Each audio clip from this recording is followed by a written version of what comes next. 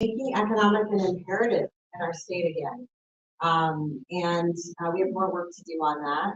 As Gina said, we need you to do work tonight at the legislative reception, but it's just really, really exciting to see. As Mandy said, I'm Suzanne Dale, as the Executive Director of WEDA. I was on the WEDA board for years.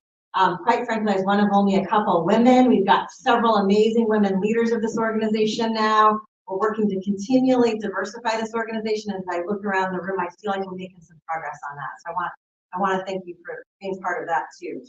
Very briefly, it's really important to acknowledge your team, and I have some amazing partners on the WEDA staff team.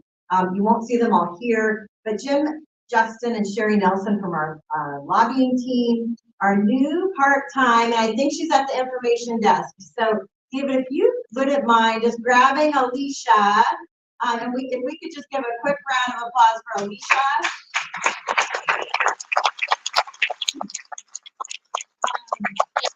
Many of you know this well, but this nonprofit work is not easy, and Alicia's been through the ringer just getting ready for this conference, and I'm just so thrilled to have her as our new part-time communications and events manager. Very briefly, they're not here, but Carrie Sheffield is still with us, very part-time, and Samantha Gotkin has done a lot to help make this all happen.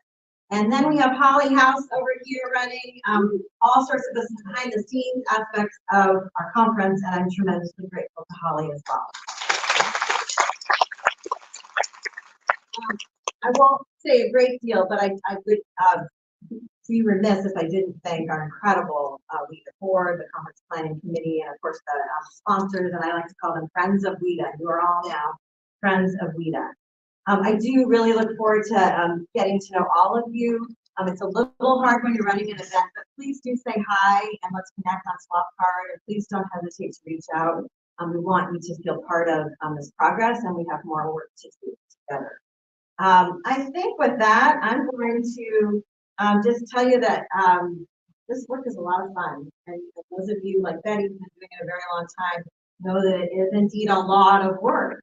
But the reason we stay in this business is because we're impacting lives and communities. And we know when we're successful, more families, more people in underserved communities will be part of shared prosperity. So I want to thank you again for being here to be part of that. And without further ado, I'm going to toss it back to Mandy, and we're going to jump right into our keynote speaker. We're going to ease things back just a little bit, so we'll have plenty of time with Michael and our fireside chat. Let's carry on.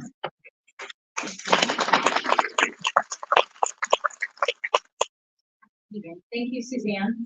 I'm excited about our theme, Adapt and Impact Economic Development in a Rapidly Transforming World. The Conference Planning Committee wanted to focus broadly on the need for economic developers to adapt and impact. But as you all will know, the first letters are A and I. We also wanted to spend some time learning about and discussing artificial intelligence. And I'm sure some of you have had the opportunity to do that, and hopefully it's not a first time for anybody, but AI is transforming nearly every industry sector, including our work in economic development, and it's increasing in our daily lives. We are also very excited about our upcoming keynote speaker, who will help us start the conference with this session, Artificial Intelligence, a transformational tool with major implications. And now I would like to bring Betty back up to speak on behalf of Pierce County, another one of WEDA's valued annual sponsors, who will introduce the keynote speaker. Please help me thank Betty and Pierce County.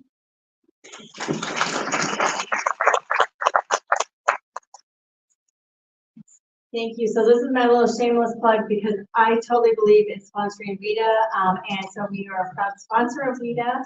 A couple little things about Pierce County that you may or may not know is we love to partner with each other, and I have a lot of our community partners in the room with me today. So if you're a Pierce County community partner, stand up while I keep talking because I only got a second here. But stand up, all my partners. We appreciate you. Some of the cool things when you talk about the first one, I got my Teresa, I know there's more than that. So some of the cool things when you say adapt and impact. I also Rob Allen and Gary Westcott we're a third of the economic development team at Pierce County, but we are a mighty team. And we made it through giving out $45 million in CARES to businesses, to all these cool things that we're doing with ARPA, including With our Pierce County Business Accelerator, we have graduated 339 businesses, of which Ms. Cassandra Williams.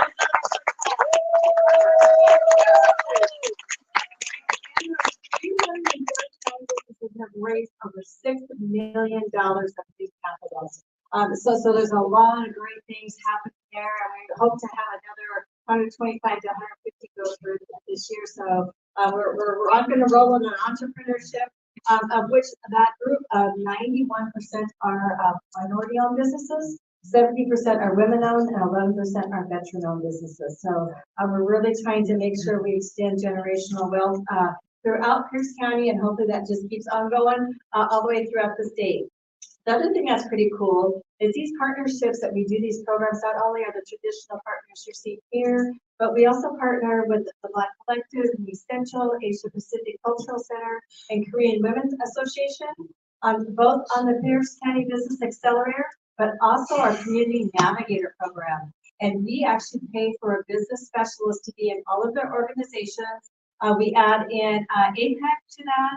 We also add in Business Impact Northwest and PLU, and they have gone out and done 2,200 visits in the last 2 years. And so they're out reaching to their network, giving us feedback of how we can help them be better businesses and make sure they're connected, because most of them are non-traditional businesses that haven't connected into our traditional path. So pretty excited about all of that, but I'm even more excited about AI. I am a geek.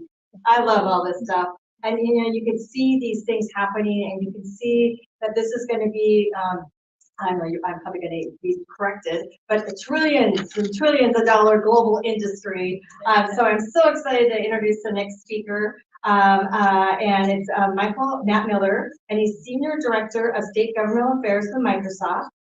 He is a government technologist who champions efforts to connect people with their government, increase workforce productivity, and increase digital equity. Before that, and I won't read his whole bio because you do have it in SWAT card, but he was Chief Technology for the City of Seattle from 2014 to 2018, and he led the city's creation of the Consolidated Technology Department, which brought together 650 professionals and provided scale to deliver powerful technology solutions to the city and the public it serves. So Michael's been with the governmental affairs at Microsoft since 2018, and we are just delighted to get a little peek into what is this AI all about. Michael.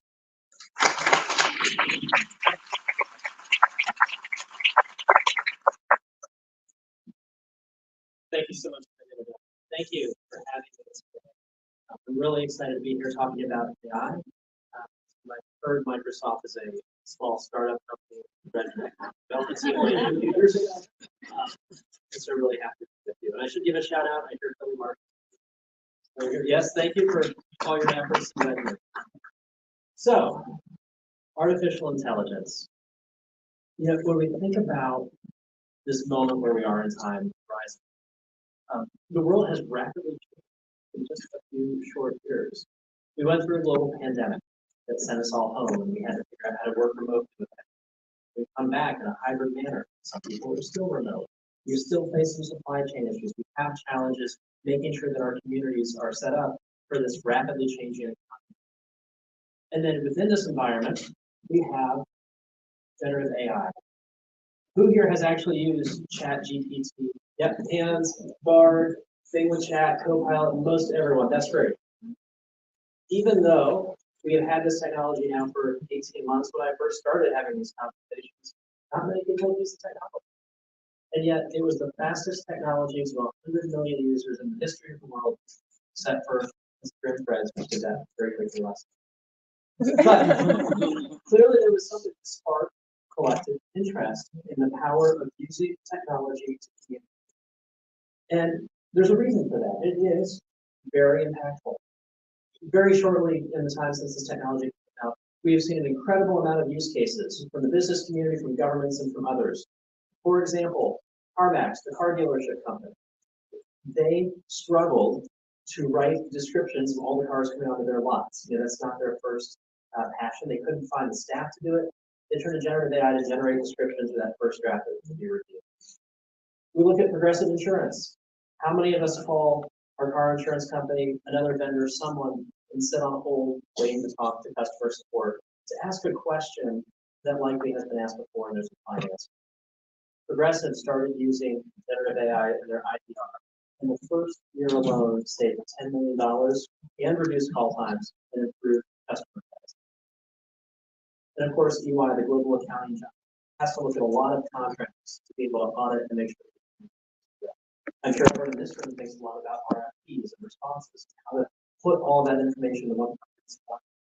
Generative AI can help there too, saving thousands of hours for EY, hundreds of thousands of dollars, and being able to take that first analysis that it might have taken a staff person hours if not longer to do. Of course, there's incredible uses just for us normal people. Coming here today, I anticipated being in a room of economic professionals. I'm going to get a question. How is Washington State prepared to capitalize on this AI moment? Well, so I opened up my Microsoft Word here with Copilot, and I asked Copilot for a draft of some remarks for me. Yeah, took a few seconds. And what it is able to do with this technology is able to look out not only across the whole of human knowledge by which a large language model is developed, it also can look within the trusted environment of the documents I have access to at Microsoft, pull those together, the prompts, and answer. And I'll get you that answer. Now, of course, I could also come back to Copilot and say, I don't like this answer. Please modify it. Please make sure that it's tailored to a room full of economic development professionals, make it more persuasive, any of those modifiers, and it will regenerate on the fly. But that's just one simple use case. Let's go back to one that we've seen with our customers, like CarMax. Tell you what, we don't have sound.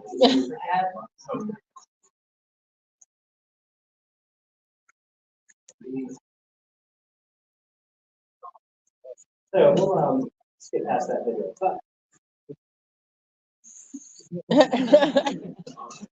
That line doesn't be.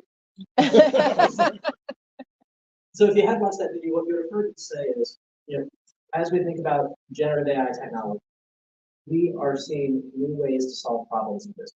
We can't hire enough staff to cover labor market. So that's great. What can we use AI to do to make our existing staff work? CarMax example. They have thousands and thousands of customer reviews, as well as authoritative data on cars.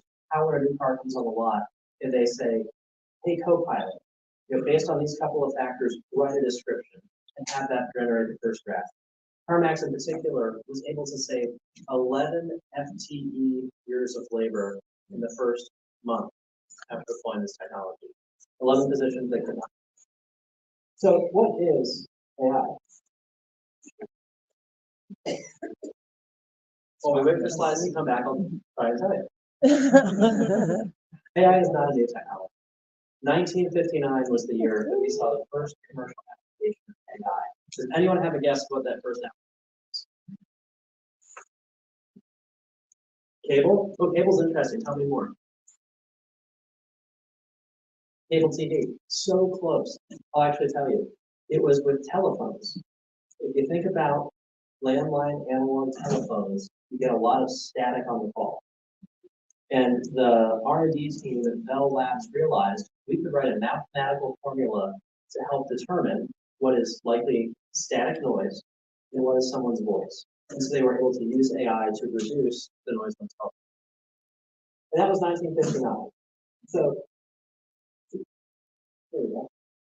From there, we started thinking about how we could scale those algorithms, how we could actually use machine learning to distill disparate information and make some guesses about what the next is.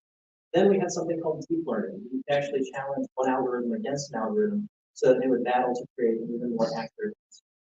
And then lastly, we get to where we are today.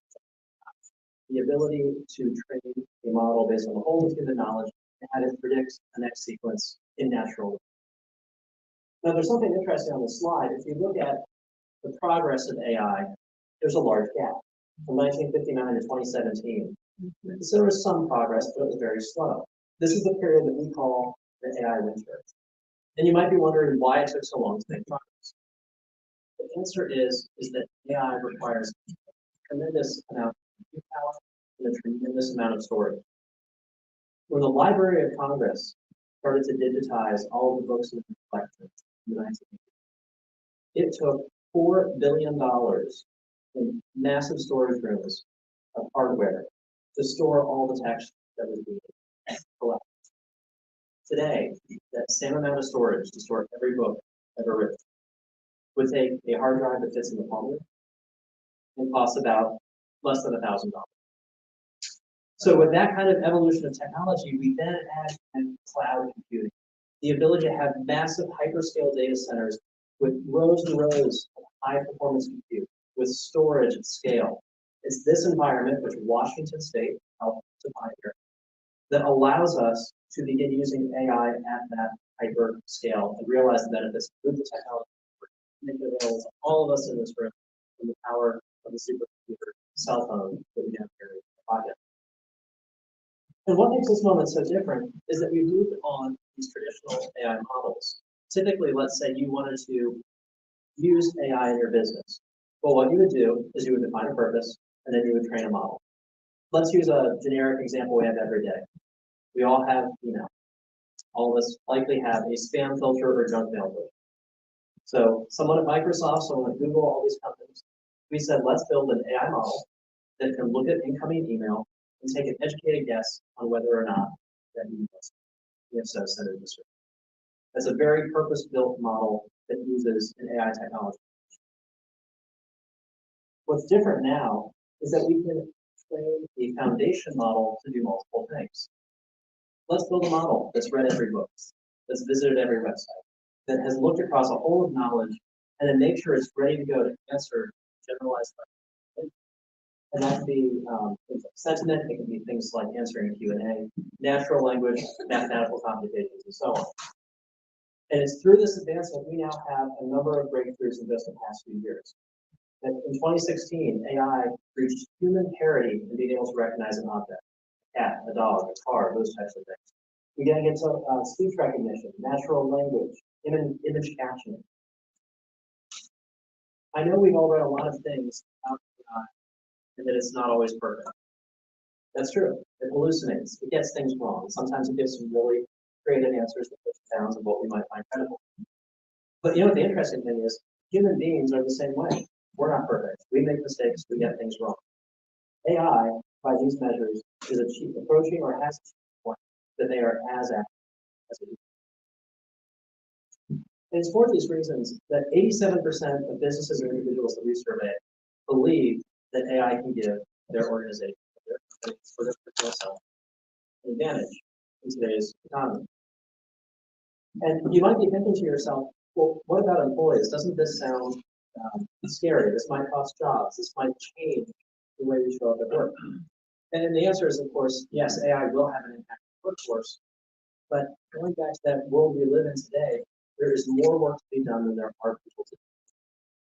People look at AI as an opportunity to get time back in their day, to help write that first draft of a memo, of a speech, to answer their emails, to help them do just a little bit more. And for that reason, we are hearing from employees that they're willing to try this technology. In fact, you may have heard of Microsoft's recent Copilot, the AI that we're building. We surveyed employees at the companies who have started to use this technology. The feedback we got is that more than 75% using Copilot would gladly give up a free lunch to keep using it. Economic value that they see. The first use of AI with Microsoft products was actually in our coding suite, something that we call GitHub, and we call the tool Copilot. So if you can picture GitHub, or you think about how a computer programmer does their work, they open up a development environment, they start writing software code, and then they compile it, they run it, and they. So what Copilot did is it allowed developers, instead of having to write code in a very detailed manner, is they could use AI to say, write me a program that does a conference registry. Write me a form that collects address information. And based on that large language model that has been, foundational model that has been trained, the code would be generated for the developer. So this tool has been out there now for just over a year, maybe about 18 months. And so we went back and surveyed how it was being used in practice. And here's what we heard. For those organizations that have deployed GitHub Copilot, more than 45% of the code their developers write is now written by AI.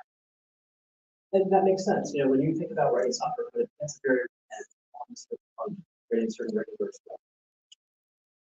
Because Copilot's being used, developers reported being 55% faster. Instead of doing that redundant work, that was done for them. So they could spend their time, for this last step, I think is really powerful, being more satisfied at work because they are using their time for more strategic, more insightful work that is more satisfying than having to sit there and manually code squiggly braces. So quite successful with that particular use. And so the potential of this technology, at least to us, is becoming clear. And it's a question of how we're going to use this in all of our daily work, because there are so many possibilities. And so let's say that I go out on vacation for a day and I come back and I open up Microsoft Teams and pull up my Microsoft 365 Copilot. I can say, what did I miss yesterday? What happened on my customer account? Let's call it Fabric. Very quickly, my Copilot looks across my email, it looks across the files, it looks across the team sites I have access to, and it says, across your team, here's what happened yesterday. There was a meeting, there was an urgent email about a lead time. Here's a checklist of things that were presented, and here's a presentation that was cited. And it gives you all the links and documents that you have access to, so that you can go and review and such. Next, you can ask, what was this risk that was discussed with lead times? And so we have to prep for a meeting now with Mona, one of my coworkers. Give me an agenda, give me some information to prepare for my meeting. And sure enough, Copilot can go ahead and do that. Imagine how impactful that will be if instead of having to walk around the office and ask 5 people, hey, what happened while I was out? Hey, this meeting is coming up, what do I need to prepare? You can use your Copilot. Do that first draft for you. You still might want to review and double check. But right there, saving minutes, if not hours, and then we do that at scale multiple times. That's just a typical use case that we might have. Now let's think about some of the challenges that are facing our communities. Things that might be a barrier to bringing new business or new economic activity. One of the challenges that so many rural communities are facing these days is the shortage of healthcare. It's something that we expect to exacerbate in the coming years. Today, we know that there are 200,000 nursing positions across this country. And if you think about the care that a nurse practitioner might offer, they're doing urgent care, frontline primary care, seeing maybe 8 to 10 patients a day. We know that for every 30-minute encounter a nurse practitioner has, they spend 15 minutes completing the charting after the encounter. What was discussed, what actions were taken, what is the problem. Let's say that in an encounter with a nurse practitioner, they use an AI tool, something that we call Nuance DAX Copilot, to record the encounter. That recording creates a transcript, which gets distilled down into the interaction notes, the charts, for that nurse to then review it. Now, this doesn't replace a nurse in their good judgment, but it's a Copilot. It saves time by taking that first draft for the nurse then to edit and verify. If we can take that 15 minutes of charting down to 5 minutes, we reclaim 10 minutes in that one encounter. Multiply that by 8 to 10 encounters a day, and you are now seeing meaningful 20%, 30% increase in that throughput for that nurse. And they're spending more time talking to patients, the work they love, less time typing on a computer, the work that they likely find to be draining or taking time away in their day.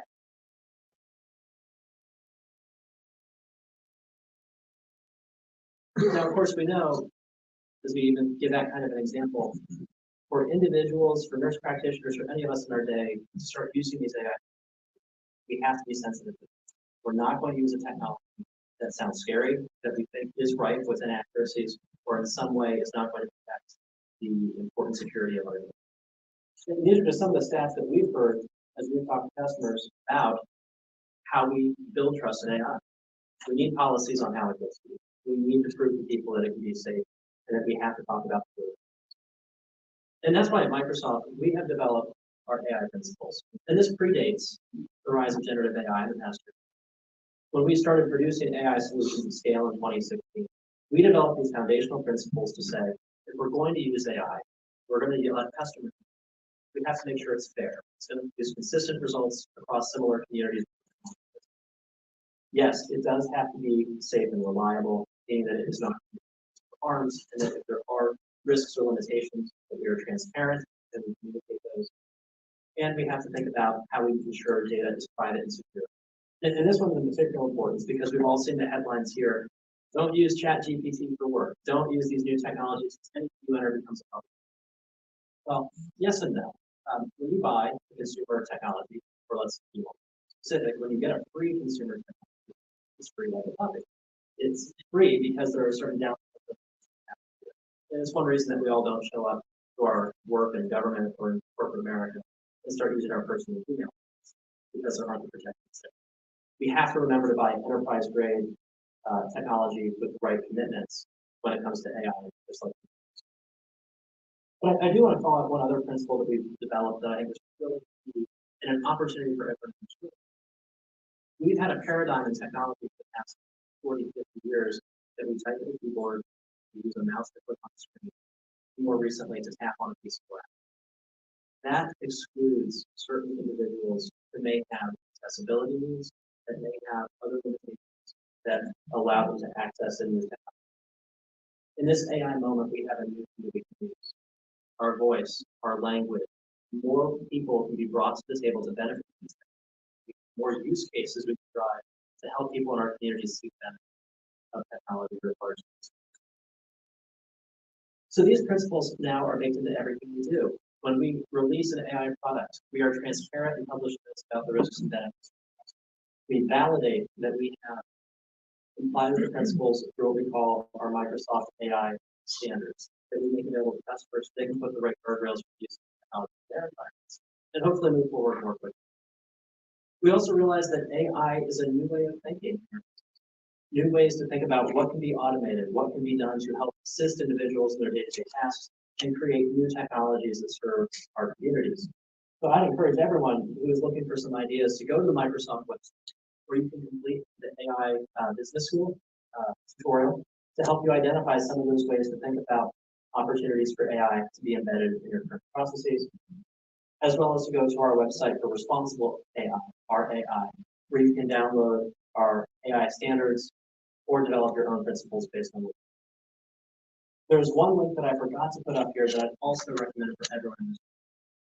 Those who don't know, Microsoft owns LinkedIn, which has made a commitment to help retrain or upskill individuals to benefit from or to be ready for the jobs in the future, so in-demand technical jobs. And right now, generative AI is certainly one of those leading career fields. So if you go to opportunity.linkedin.com, you can take for free Career Essentials in Generative AI, 5-hour training track. Anyone can take, and at the end of the training track, complete a certification so that you can demonstrate that you have learned the basics of generative AI. So this is just a few of the things to know. How AI is changing our community, the way that this technology is different than others that you may have used, and some of the ways we're starting to see the technology both provide opportunity, but also the responsible use safeguards that we put in place. I hope you've taken some good ideas from this, and I look forward to their. Thank you so much.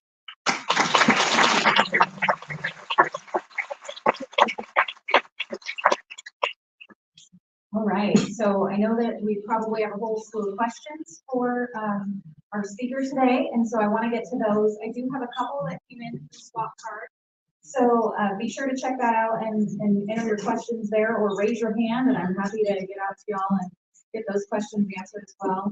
The first, Washington's prioritized environmental stewardship and technological leadership. How do we reconcile the environmental impact of AI, and are there any businesses or innovations that are emerging we should be supporting to help mitigate this? Yeah, it's a great question. And so the question acknowledges that generative AI does use it as talk about. The good news is that it's evolving very, very quickly. And so not only do we have these large language models that run in massive data, we're starting to hear about smaller models. So you can run your personal computer that might be good for some specific. We're going to continue to see where the technology will rely less on these intensive environments, and we're going to be able to tailor use cases to the right size or scale of the AI model. So, in progress, but of course, as you know, Microsoft has made very strong commitments to carbon negative. we're still working through it. Thank you very much. I saw a question from John out in the audience. Stand up and introduce yourself, please.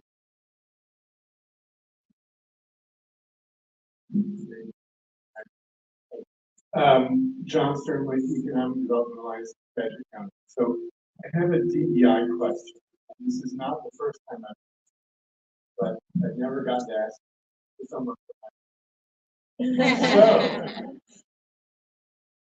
if I put in there, show me a senator, show me an engineer, show me a CEO, I'm likely to get someone who's stale, right? So when I asked this question before, I've been told, it's kind of garbage in, garbage out. You get whatever is in the ether already, which we have only ourselves to blame. But you're Microsoft. So in addition to us trying to update those outdated ideas, what is Microsoft doing to provide more updated ideas, more inclusion, more modern idea? Who is contributing? It's a great question. And one of the things I mentioned before is transparency. When you go to use a tool like Bing with Copilot, one of the things you can look at is our transparency. How did we comply with our responsibility principles? How was the model at a high level trained? What type of information? What types of limitations? So it's a great resource to read to say, in practice, this is what the tool does, and some things to know about. It is certainly a responsibility across our company to ensure that our technology and our tools look like the population we serve happens to be the entire planet. Microsoft empowers every person, every person. So it is something that our teams do think about, that do work on as they train models, what outputs from the tool, and in the standards and principles that have those questions. Not a terribly helpful answer, but it is something that gets considered strive better. Something that we can also think about in terms of using these technologies is that we know companies build on the Microsoft platform to serve their own customers. One of the tools we produce is called Azure AI Safety Dashboard Toolbox, something like that. I got the right words, maybe the wrong word there. You can tell I have not written software. But in that tool, you have the ability as a developer to control what types of results come out. And this is less perhaps about DEI, more about safety, because we don't want someone going to a website that we create for economic development and asking an outlandish question. So we do want to empower everyone who builds on these with these tools to have control of the output reflects well on their organization. Yes. I don't know if that's helpful.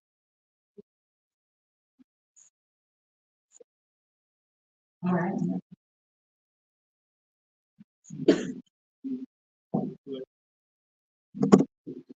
So I think we need to keep the dialogue going. Feedback.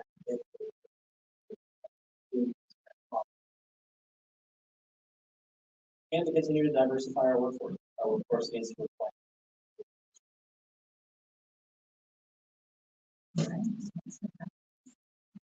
Thank you. So first of all, thank you for the question, handsome. So I also wanted to thank Suzanne. So my name is Dr. Tracy Harrell. I'm wearing 3 hats today. I'm the immediate past president for the National Black MBA Association. I am the economic development co-chair for the Tacoma Pierce County Black Collective. I'm also an entrepreneur, and I actually used to work for Microsoft. So my background is 8 years at IBM, 14 years at Disney, 5 years at Microsoft. So technology has always been my thing. Data is king, right? And so some of the work that we're doing with the National Black MBA Association and with It's All Bigger Than Me Consulting is we're building a team of AI consultants that will bring this information and this opportunity into our community. But there's not really funding for that. So there's a room full of economic development minds and organizations here. Maybe the question is for you, or maybe it's for those in this room. What can we do? Where is the funding for the work that we want to do in community that will make this information, this activation available to everyone. I love everything that you just said. All the AI does need to be a part of private company, government, and organization. We can ensure that individuals and then our businesses gain that advantage I mentioned before. 87% of organizations see advantage by being able to adopt our AI. So I think it's us working together with government to make sure that the organizations that are best positioned to serve their communities and implement and come up with the innovative programs that help them there. To make sure companies like Microsoft are putting out the training resources the organizations can benefit. And together advocating for the right benefit. And I'll point out Microsoft for nonprofits, Microsoft.com/profit, for any organization in this room to go and get certain discounts or free technology from Microsoft to help on the AI journey. And if you go to Microsoft on the issues, we have several organizations and curricula that we have developed to help in that AI training. And Andy, we've got one back here, and then I'm afraid we'll have to do a lot of audience questions. And I'll Hi, Jenny Dickinson, Port of Columbia in the metropolis of Dayton, Washington. So no offense, but I've used Chat GPT. I haven't used Copilot yet. And so I typed in who is the CEO of Microsoft. And congratulations, he is not stale or pale. He is male. But it says, as of my last knowledge update in January 2022, which is exactly what my question was going to be. I've run into this several times where it seems like the knowledge base of the AI is already behind. So maybe you're going to tell me yours is better and I should just do that, or is this going to be an ongoing issue? Of course I'm going to say that. You raise a good point, which is that there is no one AI. That Microsoft is working on AI technology as it's Google, Amazon, OpenAI, the company, and many others. So part of the challenge and opportunity we have as we think about our organization is how do we pick the right tech for the right community? And in particular, what you're describing, there are some general purpose chatbots that do have date limitations based on when their model was trained on. If you use Microsoft Bing Copilot, it does use a hybrid model that is based on how a large language model was trained, plus pulls in very up-to-date information. So that might be one way in your use case that if you like using a particular tool, but it's got a limitation on date, then what a backup tool is available for different. I think it's also great that we have competition in this space. We will continue to see evolution, the maturation of tools. In fact, folks may have seen the story just a couple of days ago that at Microsoft, we're ensuring that our customers can use whatever AI model they want. Yes, we did start by partnering with OpenAI. We are now partnering with Mistral, France as well for their technology. We make models like Llama from WEDA available on our platform as well. So whatever models are the best suit your needs, we want to make sure. Well, I definitely want to thank you for this. We definitely talk about this topic all day, so we appreciate your time. I know there's a lot more questions. I also personally love a good tool, so I will be checking out your essentials of generative AI on LinkedIn. So thank you for those resources. Everything was very thought-provoking, and your insights are incredible. We're going to take a brief 2-minute stretch break. We'll be starting a fireside chat momentarily, so please join me in a round of applause. Thank you.